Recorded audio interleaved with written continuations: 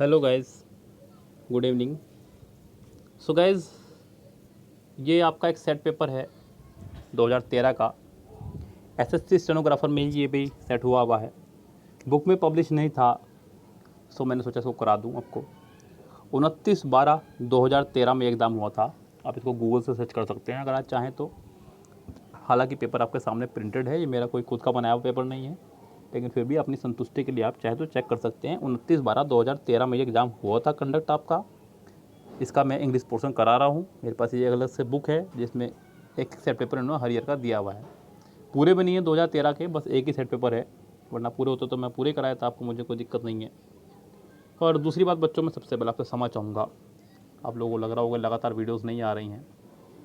हालांकि मुझे इस तरह की बात आपसे यहाँ नहीं करनी चाहिए लेकिन बच्चों, पहले संडे से कुछ लगातार स्वास्थ्य में गिरावट थी मज़ा ही नहीं आ रहा था कुछ काम करने में। गर्मी बहुत ज़्यादा है, आप यकीन करेंगे। मौसम थोड़ा सा ठंडा हो जाए तो काम करने में मज़ा आता है। पहले संडे से कुछ अलग ही तरह की तबीयत चल रही है, लूज मोशन चल रहे हैं, घबराहट सी, और गर्मी बहुत ज़्यादा, तो इसलिए वीडियो नहीं आ पाया था बच्चों। इवनिंग में थोड़ा सा मौसम सही रहता है, इसलिए वीडियो बना लेते हैं, आपको दे देते हैं बच्चों बना करके। तो फ़िलहाल बस 2-4 दिन की मुझे लग रहा है और गड़बड़ी है, मौसम में बदलाव आने वाला है बहुत जल्दी ही, बारिश वगैरह शुरू होने वाली है। सो आपका रूटीन में आ जाएगा प्रोग्राम। फ़िलहाल आप एडजस्ट करते रहिए इसी तरह से ही। जो बच्चे पेड ग्रुप में जुड़े हुए हैं वहाँ भी वीडियो आ रही है आपकी कंटिन्यू, आप उससे फ़िलहाल काम चलाते रहिए। फिलहाल आप प्रीवियस देखते रहिए वीडियो, हमारी बहुत वीडियो पड़ी हुई है, मुझे पता है आपने वो भी फिनिश नहीं की होंगी। कोई भी ग्रामर टॉपिक फिनिश कर लीजिएगा, एमबी की बुक का कोई पुराना सेट लगा दीजिएगा। आपके पास बहुत काम बच्चों, 450 वीडियो से हैं लगभग हमारी कंप्लीट यूट्यूब पे इस टाइम, तो आप उन्हें देख लें तो अभी फ़िलहाल बहुत है। यस, मुझे पता है कि इस टाइम थोड़ा सा वर्क कम आ रहा है यूट्यूब पे, लेकिन स्वास्थ्य भी ज़रूरी है बच्चों। चलिए फ़िलहाल कोई बात नहीं, शुरू करेंगे आज का इस सेट। शुरुआत है वोकेबलरी से ही। बहुत प्यारा सेट है, एग्ज़ाम्स का सेट है, कोई मॉक टेस्ट नहीं है। मॉक टेस्ट मैं प्रेफर भी नहीं करता। मॉक टेस्ट जिस दिन कराऊंगा उस दिन आपसे पूछ के कराऊंगा, बिल्कुल बेफिक्र रहिएगा। अपने आप से मॉक टेस्ट आपको नहीं कराऊंगा।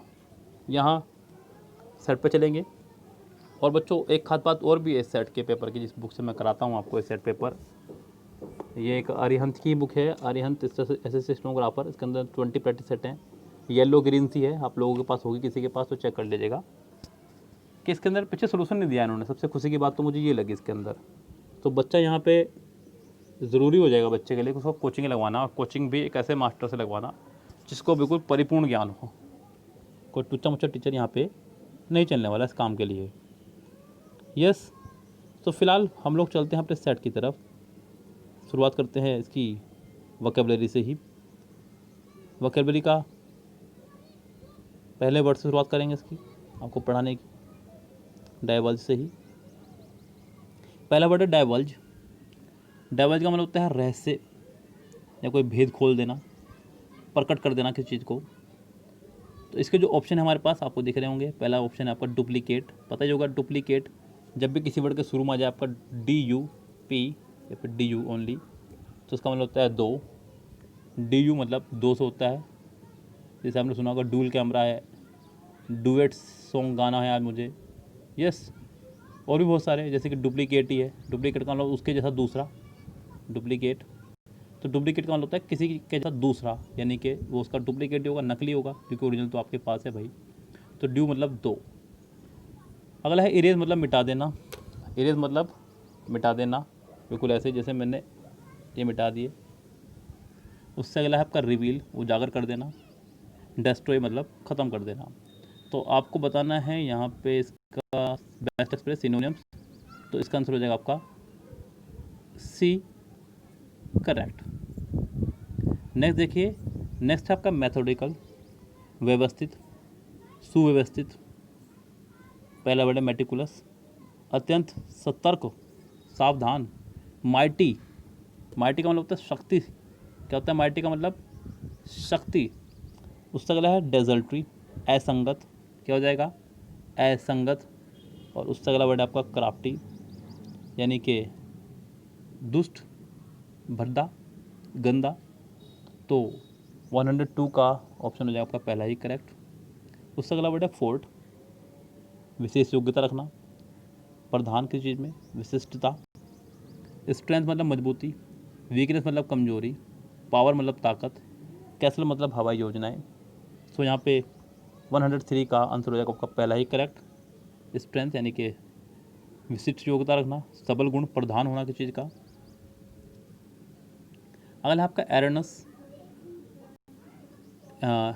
एरोनस मतलब अशुद्ध या गलत, अशुद्ध या गलत। इरेडिकेट जड़ से ख़त्म कर देना किसी चीज़ को, किसी चीज़ को जड़ से ख़त्म कर देना, मिटा देना।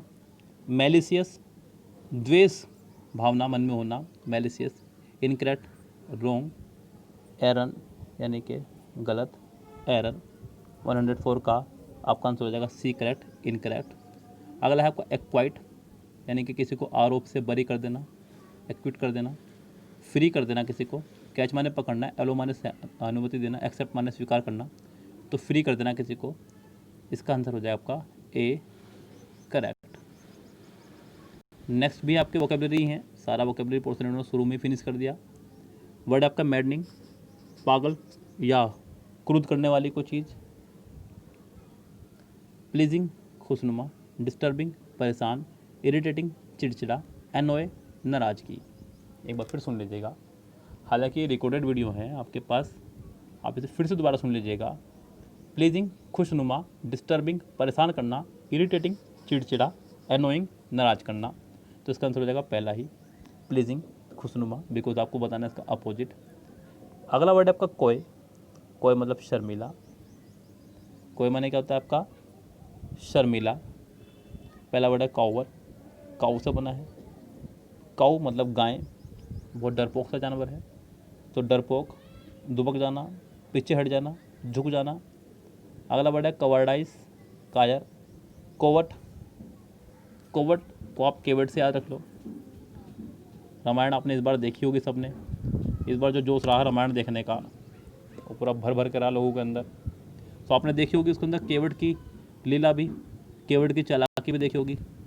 क्या लालच था उसके मन में कि मुझे राम जी के पैर धोने हैं, पैर धोकर के उन चरण अमृत को पीना है, तो इसके मन में लालच था।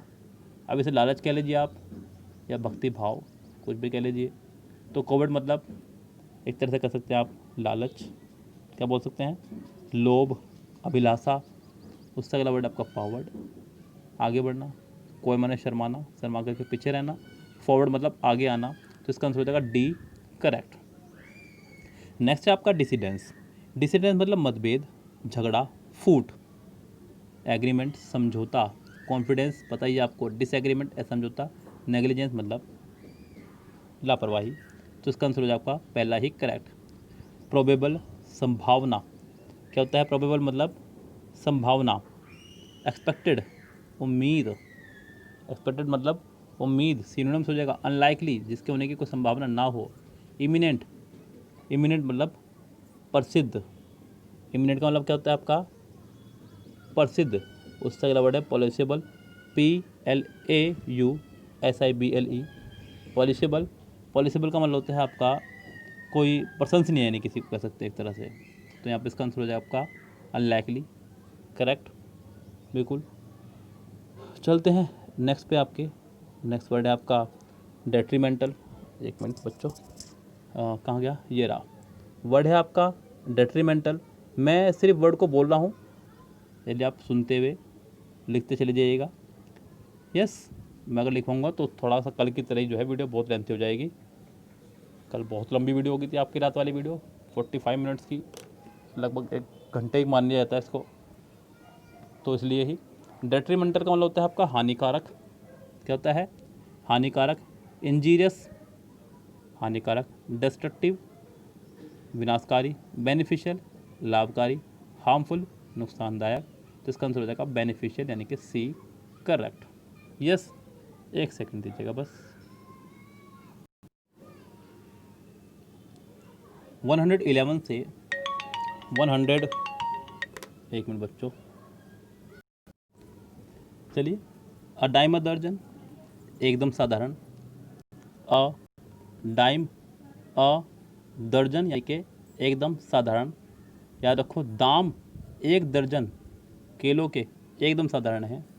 Anything that is common and easy to get, बिल्कुल बहुत कॉमन हो और जिसको प्राप्त करना आसान हो। Anything that is difficult to get, अरे नहीं भाई। एनीथिंग दैट इज़ एक्सपेंसिव, जी नहीं।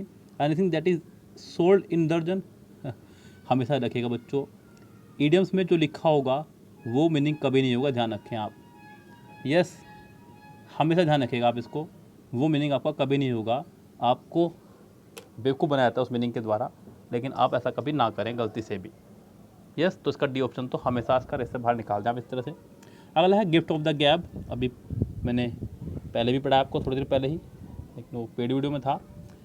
गिफ्ट ऑफ द गैब यानी कि बोलने में एक्सपर्ट, ऑथेंटिक प्रमाणिक, ऑरेटरी पावर बोलने में एक्सपर्ट, एक्स्ट्रावेजेंट खर्चीला, तो यहाँ पे पहला ही आंसर हो जाएगा, सॉरी बी आंसर हो जाएगा, oratory power. Took him to task, took him to task यानी कि किसी को काम दे देना। देखिए दो इडियम आते हैं आपके, टुक हिम टू टास्क या फिर बुक देने वाला इडियम आता है, किसी को बुक ला के दे देना। इन दोनों का इस्तेमाल किया जाता है किसी को दंड देने के लिए। आप किसी बच्चों को उसके बर्थडे बुक ला के दे दो, यस, और फिर उसका एक्सप्रेशन देखना आपकी तरफ को। यस, एक छोटे से बच्चे को जो 10 ईयर्स से यंगर हो, आप उसको बुक ला के दे दीजिएगा उसके बर्थडे पर, एक डिक्शनरी वगैरह कुछ भी, आप जैसी बुक आप चाहें पढ़ाई से संबंधित, तो आपको ऐसा देखेगा जैसे आपने उसे क्या जुर्म कर दिया उसके ऊपर। तो रिव्यूक हिम यानी कि डांटना, तो इसका आंसर हो जाएगा आपका डी, करेक्ट। लो अगला आइटम भी आगे कमाल की बात देखिए आप, to bring someone to book. अब मैं बात ही कर रहा था, कुछ और मांग लेता तो शायद वो भी आज का बोल हो जाता, मुझे ऐसा लग रहा है। To bring someone to book, इसका मतलब होता है किसी को सज़ा देना, किसी को दंड देना, यानी कि दिख रहा है मुझे साफ साफ, टू बी पनिश्ड और made to account for something. Yes, an eye for an eye, यानी कि अगर कोई आपको आँख दिखा रहा है तो उसको आँख दिखाना, यानी कि जैसे को तैसा। 115 का आंसर हो जाएगा to take revenge, to take revenge. To have an eye disease, to exchange, to hurt someone intentionally, जी नहीं, बस इसका आंसर हो जाएगा पहला ही correct, D. P Q R S ज़रा ढंग से देख लीजिएगा बच्चों, 5 मार्क्स छोड़ने नहीं है, सीजीएल मेंस वालों को भी नहीं छोड़ने हैं। मेरिट देख करके ऐसा लग रहा है कि शायद पूरे 200 ही करके आने पड़ेंगे इंग्लिश के क्वेश्चन, तो इस सिलेक्शन होगा 180 पे मेरिट गई जनरल की cut off. It is dash who fully appreciated in their own case to deny these advantages, the advantages of a good education, the height of selfishness of for man to woman। मैंने आपको बताया कि जब भी किसी sentence में आपको कोई रिलेटिव प्रोनाउन दिख जाए, who, whom, which, what, that, तो पहले सबसे पहले आप उसी का कल्याण करें, ध्यान रखें। मुझे हु दिख रहा है यहाँ पे, हु से पहले कोई ना कोई व्यक्ति होना चाहिए, ध्यान रखें आप, प्रश्नवाचक प्रोनाउन कोई ना कोई होना चाहिए। अब अगर हु से पहले मैं क्यों को लगा रहा हूँ, यानी कि पी से पहले अगर मैं क्यों को लगाऊँ तो क्यों के आखिरी में एडवांटेज है जो नहीं आ सकता इससे पहले। अगर मैं आर लगाऊँ तो आर के आखिरी में एजुकेशन है जो इससे पहले नहीं आ सकता। तो आपको सिर्फ और सिर्फ इससे पहले एस लगाना होगा, ये कन्फर्म है, यानी कि ये कन्फर्म है कि एस और पी इकट्ठे आएंगे दोनों जने एक साथ।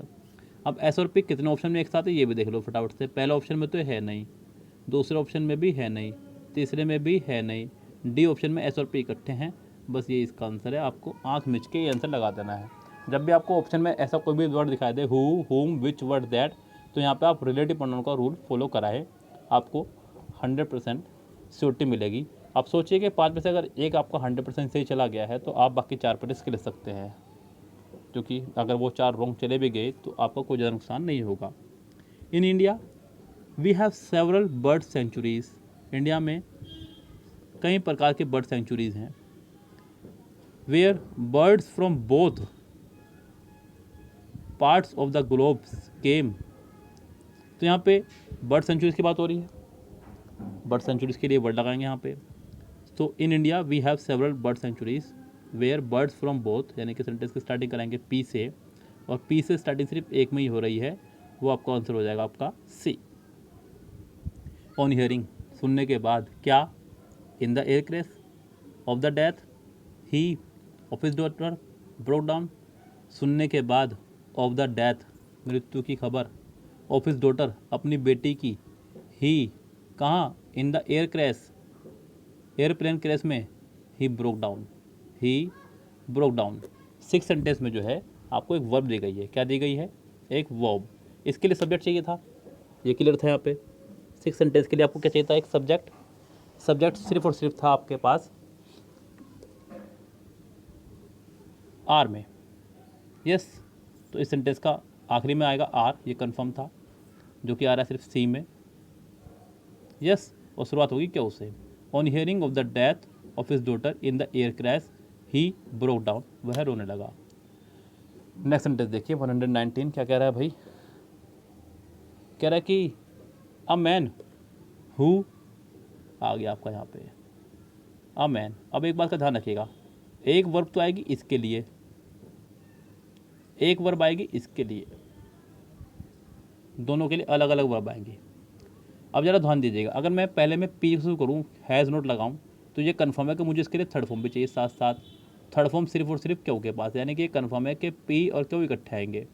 Has not discovered, has not discovered. दूसरी वर्ब जो है हमारे पास वो है आपके आर के पास, डेयर्स। क्या है, डेयर्स। अगर मैं यहाँ पर लगाऊँ अ man who dares has not discovered, तो या तो यहाँ मैं शुरू करूँ आर से, और आर के बाद मुझे लगाना होगा पी क्यू, क्योंकि दोनों वर्ब एक साथ चलेंगे, भी ध्यान रखना। अगर डेयर्स लगा दूँ तो फिर पी क्यू चलेगा आपका इकट्ठा, या फिर मैं अगर पी से बनाऊँ तो पी क्यू इकट्ठा आएगा फिर आर आएगा, ये ध्यान रखें आप। तो देख लेते हैं ऑप्शन में, पी क्यू के बाद आर सेंटेंस में है, या फिर आर पी क्यू ऑप्शन में तो कहीं भी नहीं है। यस 119 में तो सेंटेंस में a man who dares to waste 1 hour of time has not discovered the value of time, R S P Q. Sentence में यहाँ पे आर के बाद एस आ जाएगा और आर एस पी क्यू इसका आंसर हो जाएगा, यानी कि पहला ही इसका आंसर हो जाएगा करेक्ट। Finding no remedy. अब एक बात का और ध्यान रखें यहाँ पे, ये सब चीज़ें बच्चों लिखते हुए चला करें आप, क्योंकि देखिए पी क्यू आर एस इतने तो नहीं है वीडियोज़ में हमारे पास में, इतने बुक में भी नहीं है, नेट वेट से निकलते नहीं हैं ये। यस, दे भी रखे होते हैं तो कोचिंग सेंटर वालों ने अपने दे होते हैं कुछ गिने चुने से ही, तो वो वही कराते हैं जो उनको आते हैं आसान आसान से। तो यहाँ पे कह रहा है कि फाइंडिंग नो रेमेडी, कोमा लगा दे, जब भी सेंटेंस में कोमा लगा दे तो आपको फिर से एक नया सब्जेक्ट ढूंढना है, ध्यान रखें आप। वो सब्जेक्ट कुछ भी हो सकता है, नाउन या प्रोनाउन, इस बात को खूब अच्छे ध्यान रखें। तो इस सेंटेंस में आपको नाउन या प्रोनाउन ढूंढना फिर से, जो कि पी के पास नहीं है, पी में बेटर आया, क्यों में प्रपोजिशन आ गई, वहाँ भी नहीं है, आर में मेरा नाउन है आपका ही, और एस में फिर से एक वर्ब आ गई, सच, सॉरी वर्ब नहीं है आपका एक, ये आपका एक एडजेक्टिव ही है, इसको बोल देते हैं distributive adjective, I think demonstrative adjective. Yes, तो यहाँ पे सेंटेंस शुरू होगा आर से, ये कन्फर्म है, आर से शुरू हो रहा है आपके दो सेंटेंस, आर पी और आर एस, यानी कि ए और D. Finding no remedy, he said to himself it is better, यानी कि आर के बाद पी आएगा, यानी कि इसका आंसर हो जाएगा ए करेक्ट।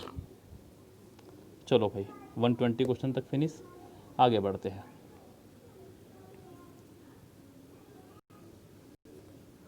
आगे है आपका ये एक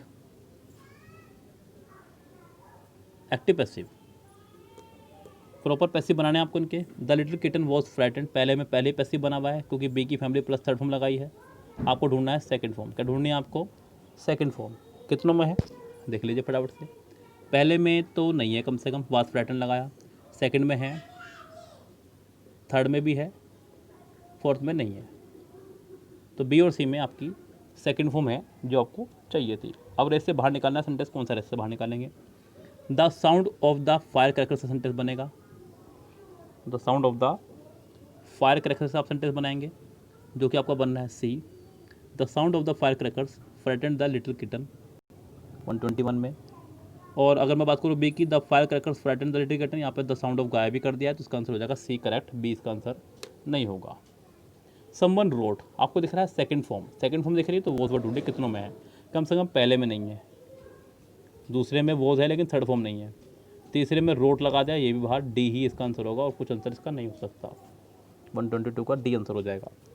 123 देखिए, the bull had been thrown, पहले से पैसिव इसका मतलब had been plus third form आ रही है, आपको ढूंढना है has, had plus third form, क्या ढूंढना है, हैड प्लस थर्ड फॉर्म, पहले में है यस, सेकंड में नहीं है, थर्ड में नहीं है, फोर्थ में नहीं है, आपको आंसर लगाना होगा सिर्फ और सिर्फ इसका पहला ही correct.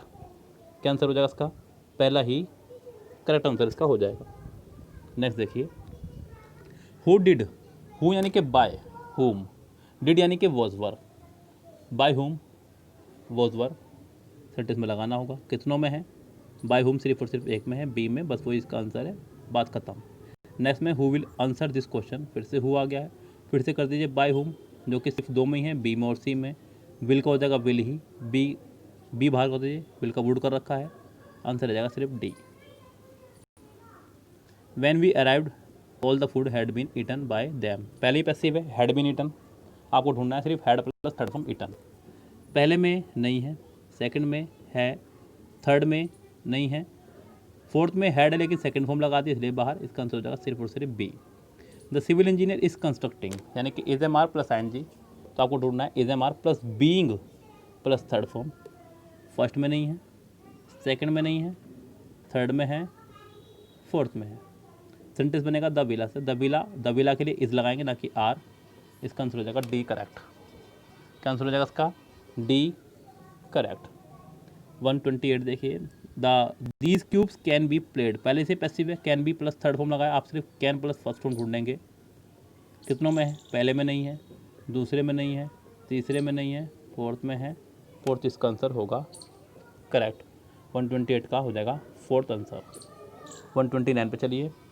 The old woman was knocked down, पहले ही पैसिव है because was verb plus third form लगाया हुआ है। आपको ढूंढना है सेकंड फॉर्म। क्या ढूंढनी है आपको? Second form. पहले में नहीं है, दूसरे में है, तीसरे में नहीं है, चौथे में नहीं है। इसका आंसर हो जाएगा बी करेक्ट। 130 देखिए, पीपल थिंक फर्स्ट फॉर्म है he is a wise man. People think he is a wise man, he is thought ज़्यादा बेटर रहेगा, to be a wise man. People are thinking, जी नहीं, he is thought to be an intelligent man. Sentence का रूपरेखा change कर दी। People thought that he was a wise man, जी नहीं, क्योंकि थिंक का थॉट करेंगे तो फिर इज एम आर चाहिए आपको, तो इसका आंसर हो जाएगा डी करेक्ट। डी ही इसका बेस्ट ऑप्शन रहेगा यहाँ पे सही। तो ये थे आपके एक्टिव पैसिव कुछ वेरी सिंपल। चलते हैं नेक्स्ट पोर्शन पे। नेक्स्ट पोर्शन क्या कह रहा है आपका? ये आपका ग्रामेटिकली पोर्शन है, इसको देखते हैं भाई। बहुत सुंदर। 22 मिनट्स की वीडियो हो चुकी है, कोई बात नहीं, चलते हैं। कह रहा है कि लिटिल ही रियलाइज्ड, मैंने आपको बताया हुआ है कि जब भी किसी सेंटेंस में आपको लिख जाए लिटिल, फ्यू, ले, लाई, तो समझो गलती तो उसी पार्ट में ही है। हालांकि आपको अंडरलाइन कर भी रखा है उसने, तो आपको इसी पार्ट में बताने की क्या एरर होगी। तो यहाँ पे लिटिल ही रियलाइज, लिटिल और फ्यू, ये दो वर्ड ऐसे हैं जो काम करते हैं नेगेटिव का। किसका काम करते हैं? नेगेटिव का, बिल्कुल नेगेटिव सेंस देते हैं लिटिल और फ्यू। हालांकि लिटिल अनकाउंटेबल के साथ चलता है, फ्यू आपका काउंटेबल के साथ चलता है। इनके दो भाई और भी हैं, जैसे लिटिल के दो भाई हैं आपके अ लिटिल और द लिटिल। ऐसे फ्यू के दो भाई हैं आपके अ फ्यू और द फ्यू। लेकिन ये जो दो शुरू के हैं ये नेगेटिव है, बिल्कुल साफ साफ नेगेटिव है। तो जब सेंटेंस की शुरुआत किसी नेगेटिव वर्ड से होगी तो हेल्पिंग वर्ब तुरंत बाद आएगी, ये ध्यान रखिए। तो सेंटेंस होना चाहिए था little did he realise, little did he realise, यानी कि इसमें डिड शुरू में आना चाहिए था। इस हिसाब से इसका आंसर हो जाएगा आपका ए करेक्ट। क्या आंसर हो जाएगा इसका? A correct. My brother is enough smart. 132 में बच्चों ध्यान रखना, इनफ हमेशा पॉजिटिव डिग्री के साथ चलता है, ये ध्यान रखो पहले तो।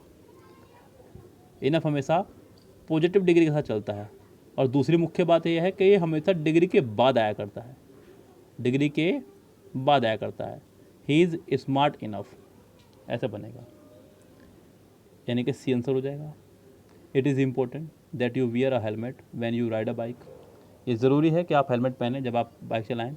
It is important that you wear,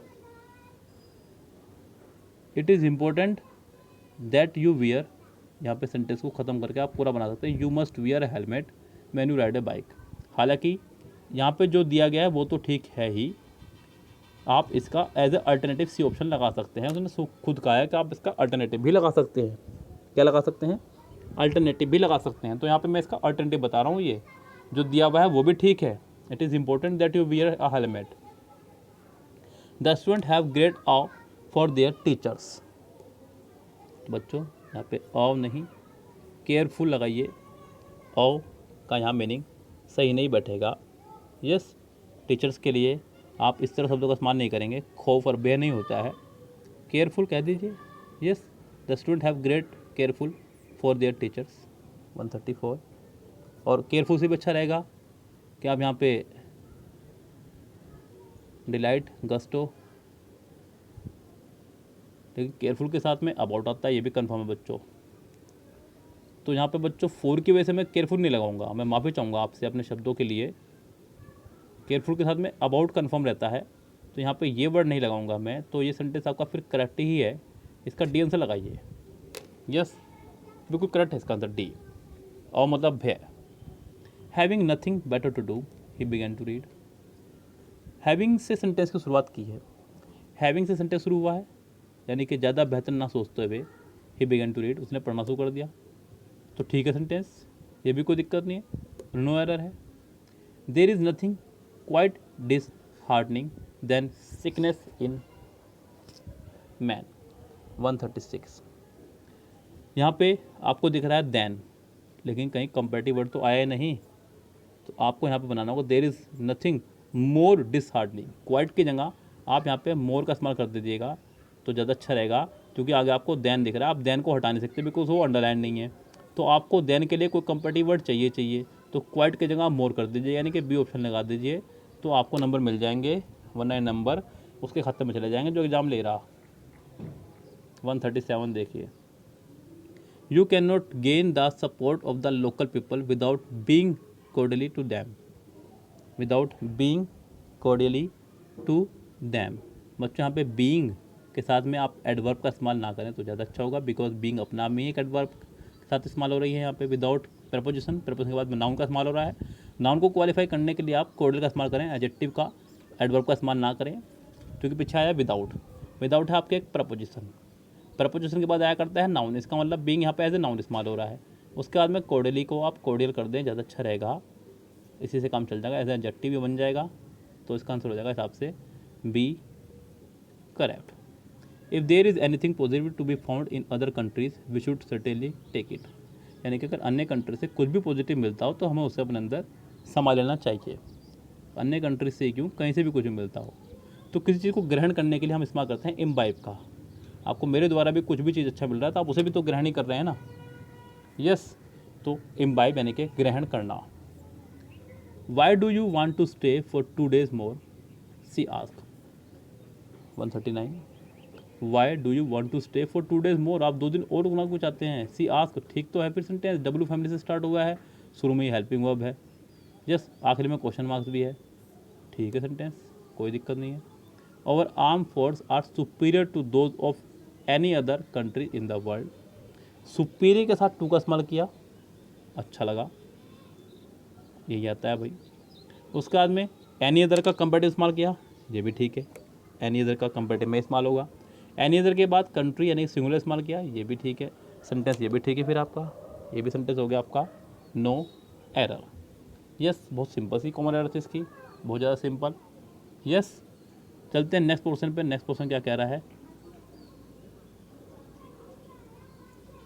next portion है डायरेक्ट इनडायरेक्ट के। बहुत स्पीड से भी नहीं कराऊंगा, लेकिन इतने हल्के में भी नहीं कराऊंगा आपको मैं, तो ज़रा फटाफट से मेरे साथ देख लीजिएगा। कह रहा है कि many happy returns of the day we said. 141 sorry. So we wish him, क्योंकि एक मुबारकबाद दी जा रही है, ग्रेट नहीं है, तो we wish him many happy returns of the day, इसका आंसर हो जाएगा C correct. Amina told us that a new store had been open in the locality. ये पहले से इनडायरेक्ट है, आपको इसका डायरेक्ट बनाना है। डायरेक्ट बनाने के लिए उसने पहले ही हैड बीन लगाया, आपको सिर्फ और सिर्फ सेकंड फॉर्म ढूंढनी होगी, या आप हैज़ बीन भी ढूंढ सकते हैं, डिपेंड करता है कंडीशन पर। यस, सो पहले में हैड बीन है, बाहर कर दो रेस से। सेकंड में इट इज़ आ गया रेस से बाहर। थर्ड में हैज़ बीन है, रेस में शामिल है, ये इसका आंसर होगा a new store has been open in the locality. Yes, D में बहुत कुछ बदलाव करती है, इसलिए बाहर। She said to her friend where were you last night, sentence W family से कनेक्ट होगा, ये ध्यान रखें, और डब्ल्यू फैमिली के तुरंत बाद आपको सब्जेक्ट चाहिए, इसलिए आज से आपका पहला सेंटेंस बाहर हो गया। यस, बी सी डी रेस में शामिल हैं। डब्ल्यू फैमिली के तुरंत बाद subject, you second person, object के अनुसार, ऑब्जेक्ट हर फ्रेंड है, इसके लिए सी लगाया, शी। वो वर्ड सेकंड फॉर्म में आपको लगाना होगा had been plus third form, जो कि आपका है बी में भी और डी में भी, लेकिन लास्ट नाइट को बदलेंगे प्रीवियस नाइट में, जो कि सिर्फ और सिर्फ बी में ही है। 143 का आंसर हो जाएगा B correct. I exclaimed with regret that my sister had done a very foolish thing. Exclamatory sentence है। I said to my sister. Yes, exclamatory word का इस्तेमाल आप नहीं करेंगे। I said regretfully, what a foolish thing my sister has done, क्योंकि ऊपर has का head हो जाए, हेड को हैज़ कर दीजिए, पहले में है। दूसरे में आई को अगर मैं लगा रहा हूँ तो आई फर्स्ट पर्सन सब्जेक्ट के अनुसार, सब्जेक्ट को हो जाएगा शी, जो कि रॉन्ग हो जाएगा। अगले में my sister said to me what a foolish thing you have done, मेरी सिस्टर ने नहीं, मैंने नहीं, मेरी सिस्टर ने किया है, तो यहाँ पे ये उल्टा हो जाएगा सेंटेंस, तो इसका डी भी गलत हो जाएगा। 144 का आंसर हो जाएगा आपका पहला ही correct. Farhan ask me did you meet Sareen, sentence connect होगा इफ या वेदर से, और डिड का हो जाएगा आपका had plus third form. So वो आपका पहले में ही है। यू सेकंड पर्सन ऑब्जेक्ट के अनुसार, ये हो जाएगा आपका मी से हिसाब से आई, मे के हिसाब से क्या हो जाना चाहिए आपका आई, जो कि शुरू में बाहर हो जाएंगे दोनों सेंटेंस, दे कर रखा है। अगले में फिर से इफ़ के साथ शी कर दिया, ये भी बाहर, डी इसका आंसर हो जाएगा correct. The teacher told his student that they should do the homework, that they should आया है सेंटेंस में।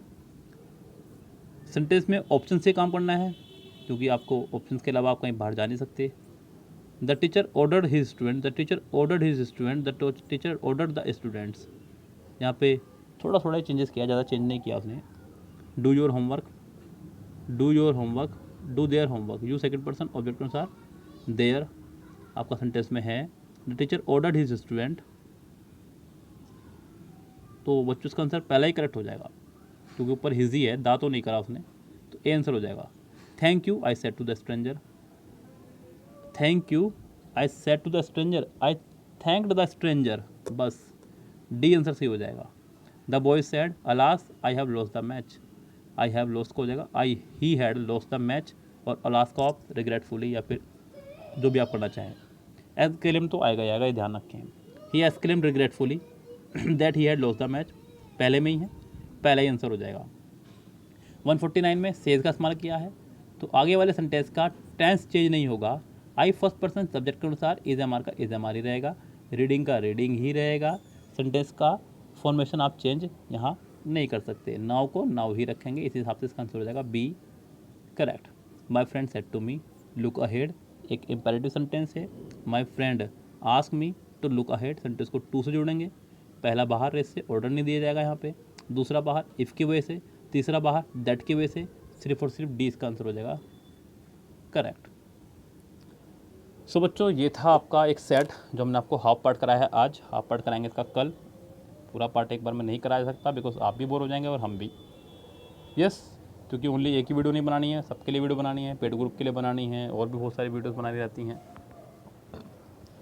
अपनी कुछ अलग स्पेशल क्लासेस भी चलती रहती हैं जो बच्चे हमारे पास डायरेक्ट जुड़े हुए हैं कोचिंग से, उनके लिए भी। तो नेक्स्ट पार्ट इसका मिलेगा आपको कल। फिलहाल आज के लिए इतना ही। आप लोग अगर चैनल से आज ही जुड़े हैं तो चैनल को कर लीजिएगा सब्सक्राइब और बेल आइकन साथ साथ दबा लीजिएगा। ऐसी रिक्वेस्ट मैं सिर्फ और सिर्फ इसलिए करता हूँ आपसे, जिससे कि आपका भला हो सके, क्योंकि आपको आने वाली वीडियोस के नोटिफिकेशन स्वयं मिलते रहेंगे। अन्यथा फिर आपको ढूंढना पड़ेगा जाकर के नेट पे। आप नेट पर अगर ढूंढने बैठे तो हमारे नाम सौरभ जैन सर से ढूंढ सकते हैं, SAURAV सौरभ जैन सर, या फिर इंग्लिश अड्डा के नाम से आप डाल सकते हैं। हालांकि चैनल का नाम अभी बदला है, तो इंग्लिश अड्डा के नाम से भी ज़्यादा वीडियोज़ नहीं दिखाएगा, वो अड्डा 247 वालों को ज़्यादा दिखाएगा वीडियो। थोड़े दिनों में ये हाईलाइटेड करना लगेगा अपना आप ही। ओके स्टूडेंट, तो फिलहाल चलते हैं, लेते हैं आपसे विदा। Good bye, have a nice day.